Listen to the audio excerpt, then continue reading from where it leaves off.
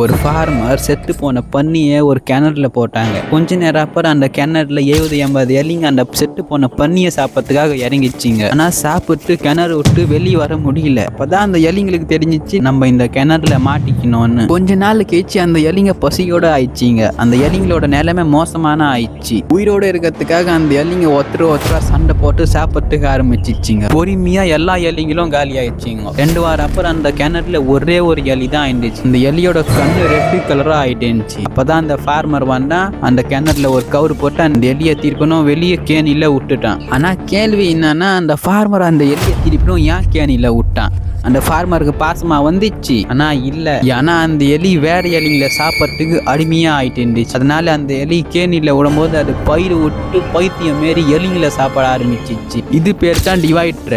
எங்க மேல இருக்கிற ஆளுங்கெல்லாம் சண்டை போட மாட்டாங்க, கீழே அப்படி சிச்சுவேஷன் கிரியேட் பண்ணிடுவாங்க. அதனால நம்மளே நமக்குள்ளவே வெட்டி மடிஞ்சிக்குவோம். ஆனா உண்மை என்னன்னா, நிறைய பேர் மற்றவங்களை எப்படி பின்னாடி பண்ணணும்னு நினைப்பாங்க. ஆனா அவங்களுக்கு தெரியாது அவங்க வேற ஒருத்தர் பேச்சு கேட்டுக்குன்னு ஆடுறாங்கன்னு. அதனால அவங்க இந்த லூப்ல இருந்து எவ்வளவு சீக்கிரமா வெளியே வந்துடுவாங்க. அது அவங்களுக்காக நல்லது. இதே மாதிரி வீடியோ பார்க்கறதுக்கு லைக் பண்ணி சப்ஸ்கிரைப் பண்ணிடுங்க.